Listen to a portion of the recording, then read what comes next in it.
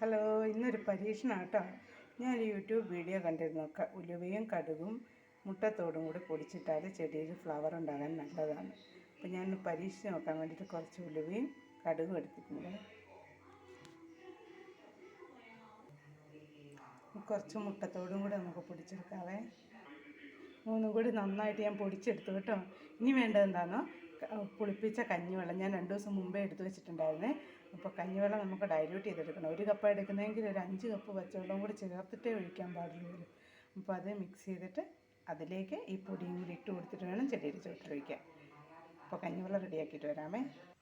കഞ്ഞിവെള്ളം നേർപ്പിച്ചെടുത്തിട്ടുണ്ട്. നമുക്ക് ഈ പൊടി അതിലേക്ക് ഇട്ട് കൊടുത്ത് നോക്കാം.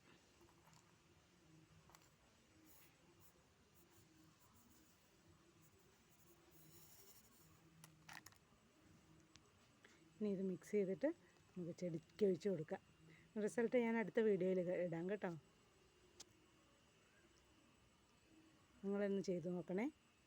മുട്ടത്തോടും ചകിരിച്ചോറും ചാണകപ്പൊടിയും കൂടെ മിക്സ് ചെയ്തിട്ടിട്ടാൽ നന്നായിട്ട് പൂവുണ്ടാവും എന്നുള്ളത് ഞാൻ ചെയ്യാറുള്ളതാണ്, മിക്കവാറും ചെയ്യാറുള്ളതാണ് അങ്ങനെ.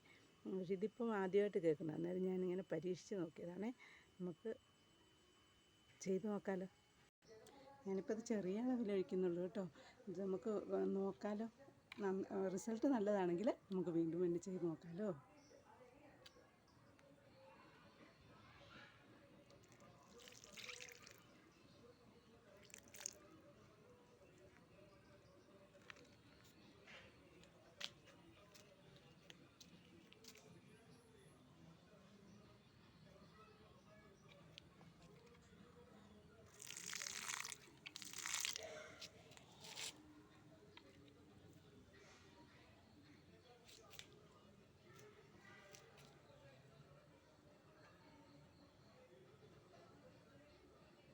അപ്പോൾ എല്ലാവരും ചെയ്ത് നോക്കണേ.